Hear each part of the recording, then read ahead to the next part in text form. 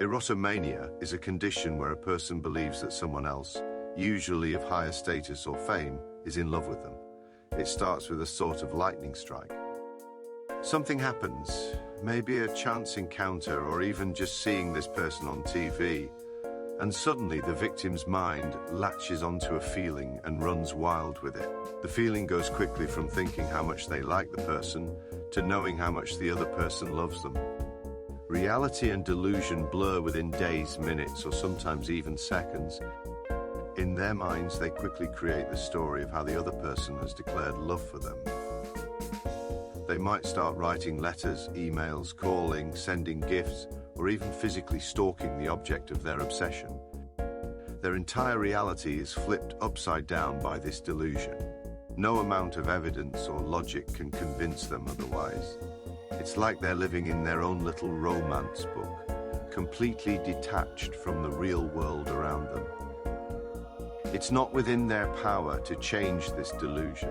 Similar to a tornado propelling itself, the erotomaniac has no way to navigate where the delusion is going. As the erotomania deepens, the individual may become more isolated from friends and family who try to intervene and bring them back to reality.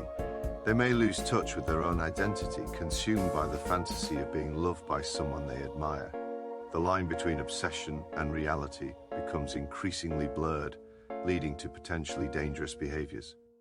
Seeking professional help is crucial in these cases, as the erotomania can have serious consequences for both the individual and the object of their delusional affection. It's a complex and heartbreaking condition that requires understanding and support to navigate. This week on Stalking in Circles, Maggie and Tiki King take a break from their usual stalking story to examine the stalking case of Alexandra Paul from Baywatch. Alexandra experienced an ordeal lasting more than a decade.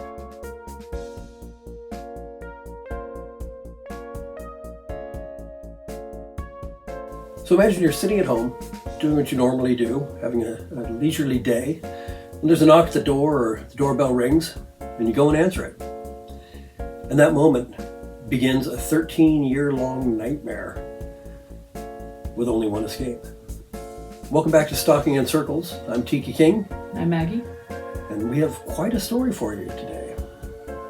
This one was referred to us by a good friend of ours who saw it on the internet and thought that we might enjoy it, and we did. And in fact, we enjoyed it so much we decided to do this show about it.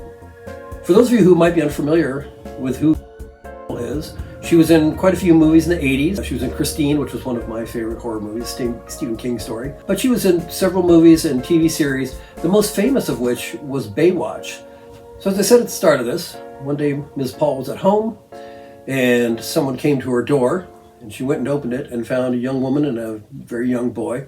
The woman explained to her that the boy needed to use the restroom. They had been at the beach all day and they were on their way home, and their home was apparently several hours away. And they asked if it would be possible for the boy to use the bathroom. So she let them in, and while the boy was using the bathroom, they made some small talk. Miss Paul's husband came in, and she introduced them, and they had a nice little chat, and then the boy was done and they left. So the next day, they found a note on their door from these people that had been there the day before, a thank you note. The next day, she got a box of chocolates on her front door from these people. The next day, she got another note. She was sorry about the first two notes. She wanted to have her brother draw her a picture, and they were going to bring that to her. And her husband, whose name is Ian, said, you know what? We're not going to have this anymore. We're going to call the number and tell her that's it. We don't, So he did. He called the number, said, listen, we really appreciate your kindness and everything, but leave us alone. And she did leave them alone for about 9 months. They didn't hear from her at all. Well, that is until she rented a room just down the block for them. Then they started to hear from her again. So this story, it was interesting. We read the initial article that we were sent, and then we decided, as we do some research just to maybe get different information. We didn't want to just read the article and get a broader sort of view of this story. And I figured since she's a celebrity, there's probably going to be a lot of stuff out there about it. And there was not a lot, but there was enough. There was enough. But we would like to say that this is a result of our research that we did and the sources that we found. We can't verify that the things that we say about this are the absolute truth. We can only go by what we have found and how we interpret that. I have no idea why she picked me out as the object of both her desire and her hatred. Which is interesting because that is exactly what we're dealing with our stalker, Kris. She tends to vacillate back and forth between pretty much loving us and hating us. And we also do not know why it started. So it describes the progression of this stalking problem as being progressive, slowly, a slow start. And it was so slow, in fact, that she wasn't even really sure that it was a stalking incident.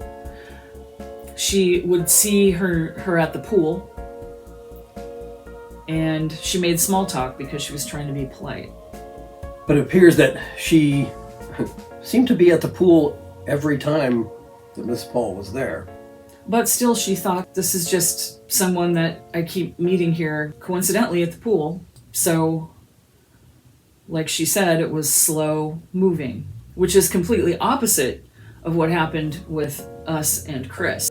So apparently it wasn't just a matter of being at the pool. Apparently she wanted to sit next to her, she wanted to talk with her, she followed her into the bathroom. If that weren't enough, just being at the pool, things started to escalate. She also began showing up at the gym where Miss Paul would go to work out. Yeah, she'd go there in the morning and she would see her stalker, Nicole, there at the gym. And so she changed the time that she went to the gym because she started feeling a little bit uncomfortable. She'd met this woman in a lot of places. She always seemed to be wherever she would go. Mm-hmm. And even though she changed her time going to the pool, she changed her time going to the gym, her stalker always seemed to show up or to be there when she got there. And I asked the manager, is there any way we can do anything about this? And the manager basically said, no, she's a member of this gym. We can't. So this was a major inconvenience for her to have to find a new gym. So approximately 3 years in, after sort of running into her everywhere she went and sort of being followed around, she found herself one day in a parking garage. Her stalker attempted not to let her leave the parking garage. She decided to seek a restraining order. She had enough evidence to be able to get a temporary restraining order. So she did. So that was in 2013. She was ordered to stay away. That is the first of many restraining orders that she got against Nicole. In the court documents, Nicole said that if it wasn't for Ian, her husband, then the two of them would be great friends. Another thing that's interesting, Nicole felt this need to rescue from her husband, from the person that she sees as the wall between them. Nicole allegedly put posters up in a 5-mile radius around their neighborhood. The posters accused her of being an anti-Semite and making anti-Semitic remarks and actions, even though her husband actually is Jewish. It also included their home address on the posters. So this wasn't just a little thing. This caused them some problems. Nicole would call the police and tell them Ian was beating her. She made many false reports of violence against Mrs. Paul by her husband. So 5 years into this, law enforcement finally did something. They came and detained Nicole and then deported her to Germany, the country in which she's from. She was in the United States on a visa that she had since 2011. She was only supposed to be here for 3 months. And she wouldn't be able to return to the United States for 10 years, which is what happens if you get deported. And her husband thought, great, it's over. Finally It's over. all over. It's finally over. And we know how that feels. Yes. The feeling of, okay, Yes, we do. it's finally over. But it's not over. Even from another country, the stalking behavior continued. So while in Germany, she filed a lawsuit alleging an incident which her stalker chased her down and tried to run her off the road. The judge dismissed this incident because he could see how crazy it was. So within 2 years, Nicole had returned to the United States through Canada. So one of the things Nicole did was spread rumors that he was a pedophile.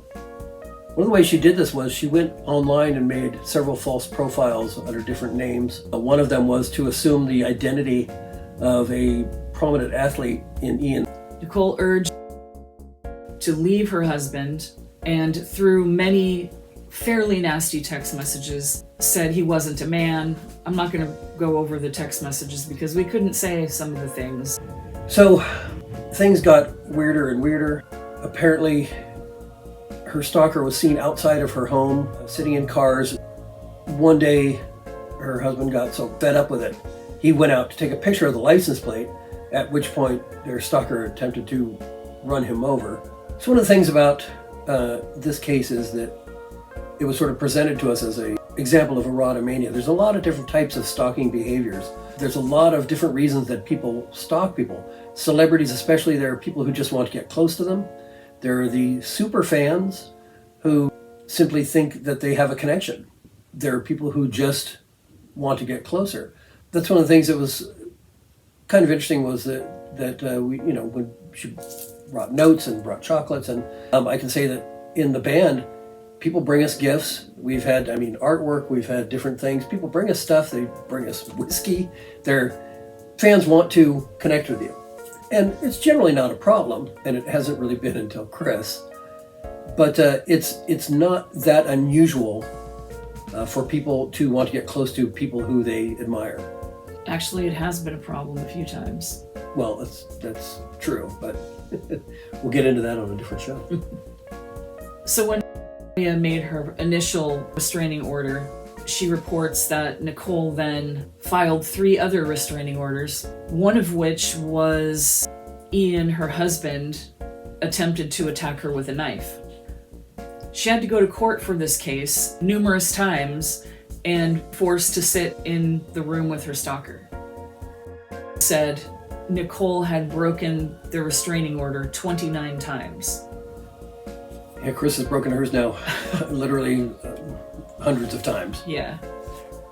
On the other hand, we're not in physical danger, and Exactly, she didn't live within reach of us. It's urgent when someone is near you and can actually harm you. So we said it in our last episode, and it bears repeating. If someone is harassing you, do not hesitate to file some sort of a restraining order, anti-harassment order, something just to get your foot in the door legally in case things go completely sideways. This is the first step, and if you call the police and say, this person has been bothering me for years, that's what they're going to ask. Have you filed a restraining order? Have you, Where's your proof? Where is your proof? So you definitely want to do that. The other thing is, keep everything. People always say, why don't you just block her? Just block your stalker. Just ignore them. Well, yeah, ignoring them, yes. However, keeping a close eye on what they are doing as far as anything they send you, any phone calls, any messages, any letters, any emails, anything that they send you, you want to look at. Unfortunately, it can be difficult, but you want to know what their mood is, basically. So most of the time, stalkers give you a warning before actually doing anything. If you can't look at the emails yourself, have someone else read them at least, because then you'll know if you are in danger. Yeah, you don't want to have someone say, I'm coming to your house tomorrow, and you're home because you didn't know that was going to happen. In 2022, and her husband decided they were just going to move. So they did. They packed everything up one day, moved. They rented a house under an LLC. It wasn't using their names. Nicole found them within 6 weeks. The way they knew that she'd found them was posters in the neighborhood. Again, same thing that happened the first time. I'm not sure what the judicial order was, but because she crossed state lines, the FBI became involved in the situation. And 9 months later, she finally broke another order and they were able to get her arrested. So according to her, stalker began showing up on the road outside of their house. This time they were able to do something because of the FBI's involvement, and they called an officer in who went to detain her, and she attacked the officer with a pen. We're not sure why, but it was mentioned that the pen had a camera in it. It would seem that this time she was being arrested by the FBI. She was going to be detained and deported because she wasn't supposed to be here to begin with. And that would finally be the end of it, that they would keep a tighter watch on it. At least that was their hope, that they were done. And in some ways, they were. However, the story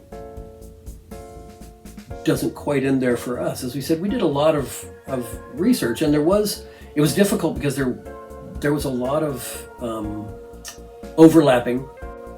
So going back, like I said, we decided to look deeper into this story, and we found out a few things that don't necessarily change it but are interesting.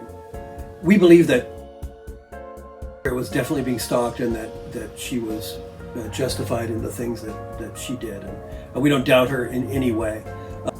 One of the biggest of those that kind of gave us a raised eyebrow was that many of them described it as a friendship turned bitter. Right, that was one of the first things that made us think, oh, well, we should look into this further. You know, at this point, I didn't know the name of the other woman or anything. This is the first article that I read, apart from this article. Yeah, we encourage you to go out, and if this interests you, go out and do some research yourself. So one of the things that is interesting about this is when we looked up other articles and other information about it, there was definitely a different perspective. For example, the pool incident, Nicole was the first one to file a restraining order. Vindictively did the same thing after her. Our stalker Kris has threatened many times to file a restraining order against us. And who knows if the story is even correct. We don't know the timeline of how things happened. And that's another thing, is that there's one of the stories of the gym was that through a fit that the woman was even allowed to come there. So interestingly, also at the swimming pool, Nicole filed this restraining order first. So that's just interesting. It doesn't necessarily mean anything. And another thing that was interesting was that we found an article which I read through a couple times because I was like, well, this doesn't mention the stalking at all. In fact, it mentioned a completely different story. So the story says that German natives, Nicole and her mother, Petra, were detained September 4th, 2014 for immigration violation. They arrived at 7 a.m. and whisked them away. They took Nicole and her brother, leaving Grandma Annie. The police did not want to leave Jason, her younger brother. Now this would have been the kid who was with her at the door at the very beginning of this story. But the police didn't want to leave him at their house with Grandma because there was some discrepancy, like they weren't sure who this kid was. I don't know if nobody was talking. I'm not really sure what was going on there. But they ended up putting Jason in Child Protective Services and sent him temporarily to a group home in the United States. So one of the things we found out was the reason their family came to the United States in the first place was they were fleeing Germany because they wanted to homeschool Jason. And homeschooling is not legal in Germany. So they came here They knew they were illegal, but they would rather be here illegal than in Germany. The German government her parental rights away. This would be Petra, the mother of Nicole. This leaves me to question why Nicole would have rented a single room, because in these other articles that just talks about their immigration, they were all living together the whole time. In fact, she married Richard in 2013, which was just a few years into the long stalking incident. So the article that we're talking about, one of the things that I said that it didn't talk about the stalking, it talked about her trials and tribulations, about her trying to become an advocate for the way people are treated when they're being detained by immigration, for the different ways that people are treated and the way things are handled. And there were several quotes, there were things that she kind of was putting herself out there, which is kind of unusual for stalkers. Obviously some, are craving massive attention, but a lot of times people are just wanting to hang back and adore the person they're adoring. So it struck me as odd, like I said, that here's an article all about her and the things she's doing, but no mention of the stalking case, which was pretty big. Well, one of the things that we found out in this research was Nicole and Petra were detained for a year and a half. So in this article, now may not have known all of the details about this. I'm sure she doesn't know a lot of things. So we found out that Nicole and Petra, when they were taken in 2014, they were detained for over a year and a half. So they were not just deported immediately, and they were not treated well. Because Nicole stood up for herself against some of the guards, they punished them. I believe it was their immigration attorney who stated all of this information. Their punishment was to be separated. Initially, they were able to see each other, they were near each other, but they punished them by separating them. Again, the reason we bring this up is because the story is a lot bigger than it might initially seem. Although, like we said, we do believe it was interesting how much other side there is out there. And we can't, there actually was too much for us to be able to get into in this show. So there was one more thing I wanted to mention. Nicole and Petra, her mother, and many other detainees filed a lawsuit against ICE for their behavior, and we were able to read quite a bit about that. After reading all of this about Nicole, I actually had a lot more empathy for her, knowing what she went through as far as like immigration, being detained. I'm sure it's not easy. Well, we do have empathy for what happened to her. It doesn't excuse what happened also. It doesn't excuse bad behavior. Yeah. But a person can do bad things and you can still have empathy for them. Yeah. Part of their lawsuit against ICE claimed they didn't have proper medical care. So they were deported. So after being sent back to Germany, she was diagnosed with breast cancer and ovarian tumors. Going back to his words in her story, she said Nicole had shunned medical care to come back to the United States, simply to stalk her. She was arrested March 7th of 2023 for the pen incident that we mentioned earlier. After being incarcerated for 5 months, the Los Angeles prosecutor's office asked and Ian if they would be okay with Nicole going home to spend her last days at home. So I'm going to read the exact words from this article. My stalker died at age 41, July 29th, 2024. bizarrely my birthday. Well, thanks for watching. There you go. That was, if you stayed all the way through, cheers, because that was, I think this is going to be one of our longer episodes. That's a lot to take in. Thanks again to our friend Barbara for sending us the article that started this trip down the rabbit hole. But we do hope you've enjoyed it. And hope that you'll tune in next week as we get back to the things that are directly affecting us.